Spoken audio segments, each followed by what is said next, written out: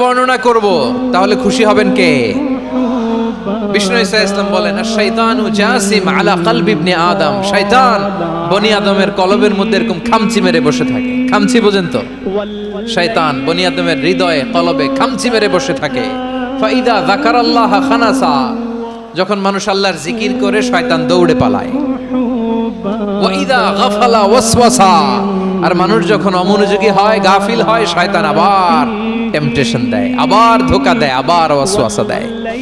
এজন্য বিশ্বনবী বলতেন লা ইয়াজালু লিসানুকা রাতবান মিন যিকরিল্লাহ, সব সময় প্রতি মুহূর্তে সর্বক্ষণে তোমার জিহ্বাটা আল্লাহর জিকির দিয়ে ভিজা রাখবা, আল্লাহর জিকির দিয়ে সিক্ত রাখবা, তাহলে কবুল করবে কে? সবাই পড়েন সুবহানাল্লাহ আলহামদুলিল্লাহ লা ইলাহা,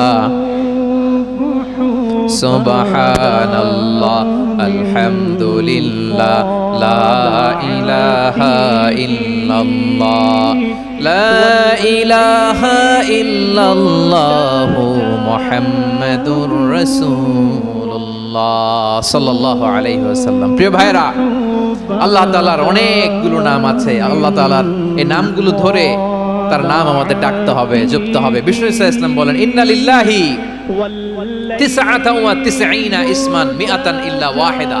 আল্লাহর রয়েছে 99টা নাম, এক কম 100। এক কম, আমরা বাংলায় বলি না যে এক কম 100, মানে আসলে কয়টা? 99টা।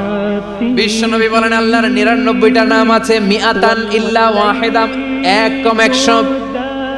মান আহসাহা দাখালাল জান্নাহ, যে ব্যক্তি 99 নাম মুখস্থ করে তার সিনার ভেতরে রাখবে